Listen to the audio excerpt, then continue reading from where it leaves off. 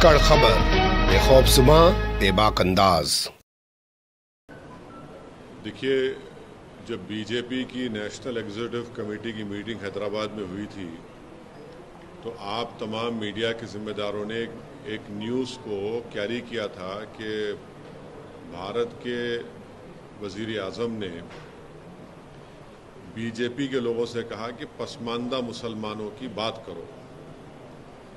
अब बीजेपी की और प्रधानमंत्री की वो बात बिल्कुल झूठ पर बनी थी, वो सच्चाई नहीं थी उसमें, इसलिए कि तेलंगाना में जो रिजर्वेशन मिल रहा है BCE कैटेगरी में, वो मुसलमानों में जो कास्ट है उन कास्ट को मिल रहा है। और PS कृष्णन की रिपोर्ट बनाई गई, उसको उस वक्त के आंध्र प्रदेश के OBC कमीशन ने अपनी रिपोर्ट बनाई, उसको एक्सेप्ट किया और उसके बाद ये 4% रिजर्वेशन मिल रहा है जिसको सुप्रीम कोर्ट के स्टे पे चल रहा है। तो ये झूठ है अमित शाह का बोलना, जो भारत के होम मिनिस्टर हैं। हम उनसे उम्मीद ये कर रहे थे कि सच्चाई को बयान करेंगे। उनको ये सच्चाई बयान करना था कि OBC कमीशन की रिपोर्ट में कास्ट अमंग द मुस्लिम्स को ये मिला है और उसमें बोल दिया गया कि ये कास्ट अगर होंगे तो उनको 4% रिजर्वेशन नहीं मिलेगा।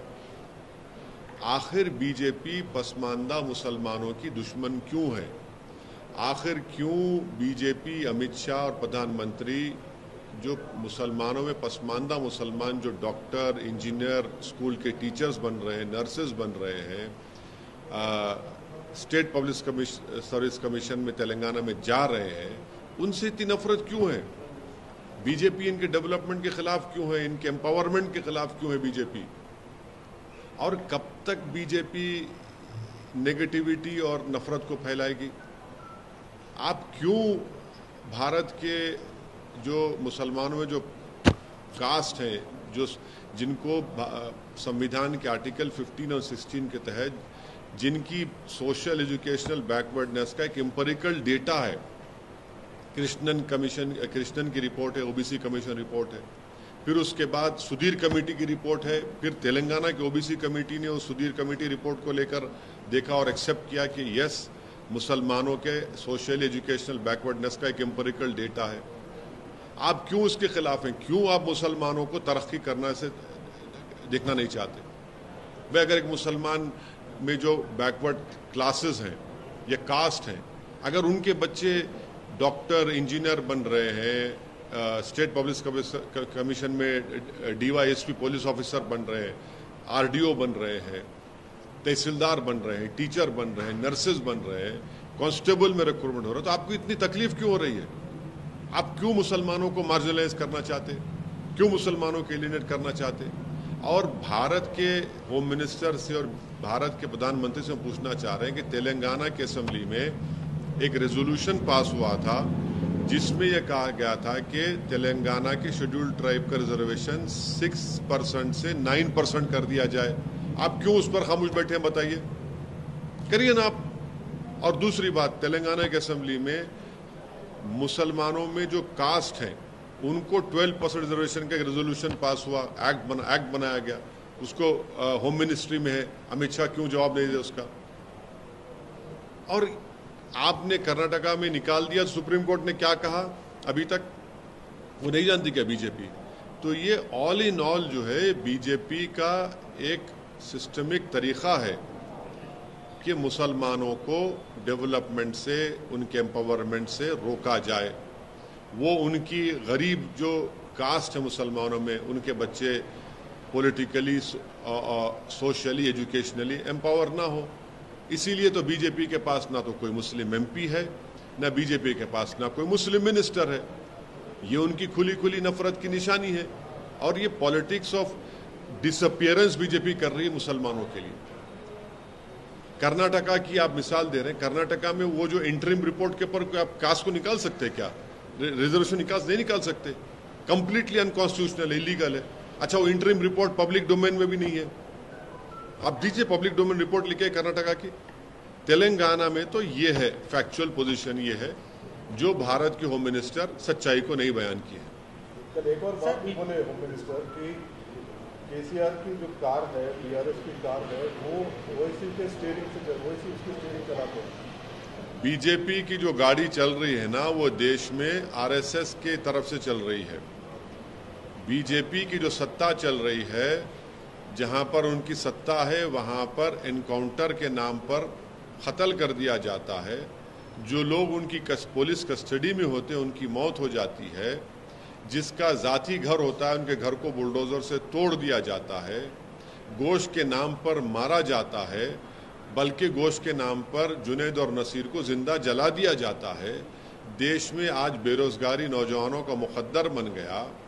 आज हम सबसे ज़्यादा हमारे पास पूरे विश्व में अगर नौजवान बेरोजगार हैं तो भारत में है।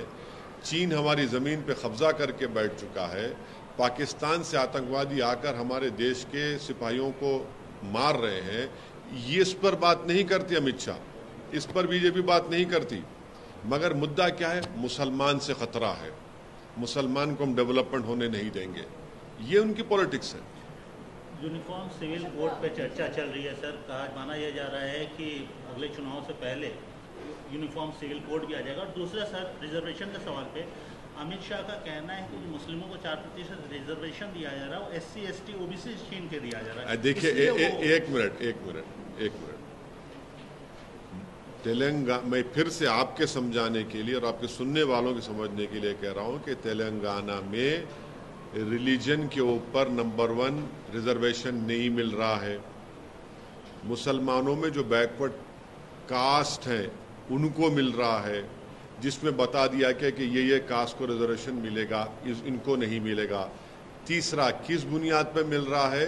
कृष्णन साहब ने, लेट कृष्णन साहब जो सोशियोलॉजी के एक माहिर हैं, जो मंडल की रिपोर्ट में बनाने में उनका रिपोर्ट था, उन्होंने रिपोर्ट बनाई और उस वक्त के आंध्र प्रदेश के OBC कमीशन ने अपनी रिपोर्ट बनाई, उस पर 4% मिला। फिर सुप्रीम कोर्ट ने उस पर स्टे दिया।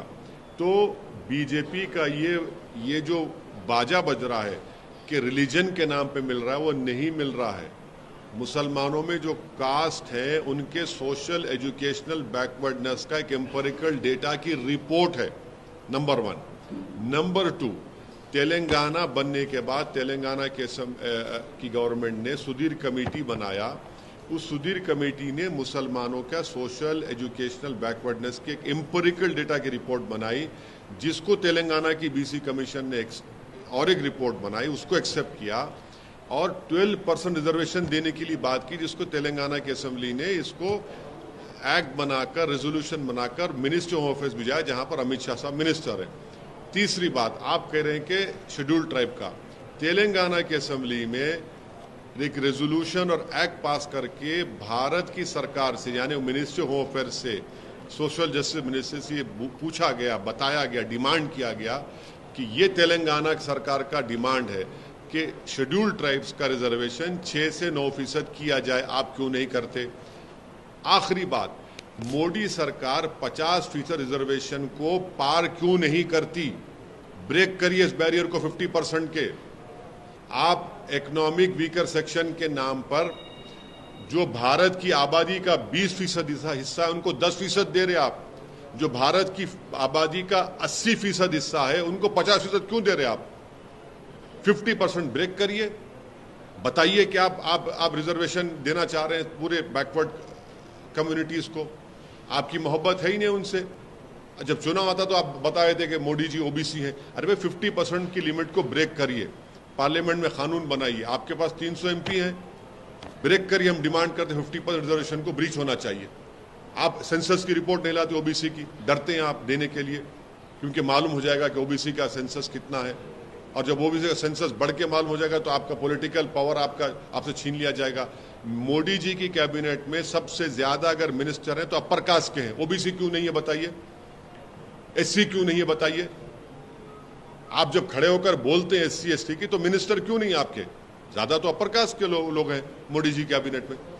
सर, यूनिफॉर्म सिविल कोड पे किरण रिजिजू का कहना है कि जल्द ही लाया जाएगा यूनिफॉर्म सिविल। इस देश को यूनिफॉर्म एम्प्लॉयमेंट की जरूरत है।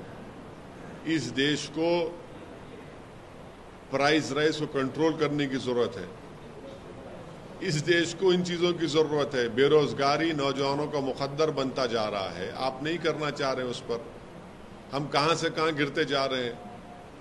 हमारे जो पैरामीटर्स हैं तो हम कहाँ से कहाँ गिर रहे हैं। सोशल पैरामीटर्स हैं, हमारे इकोनॉमिक पैरामीटर्स हैं, आप देखते जाइए। उसकी ज़रूरत है। यूनिफॉर्म सिविल कोड को इस देश को ज़रूरत नहीं है। यूनिफॉर्म सिविल कोड आपके नाम पर आप मेजॉरिटी कम्युनिटी के कल्चर को प्रोटेक्ट करेंगे और मुझसे मुसलमानों का कल्चर छीन लेंगे आप। जो आर्टिकल 29 के तहत मुझे एक एब्सोल्यूट राइट है संविधान में, आप मेरा कल्चर में से नहीं छीन सकते।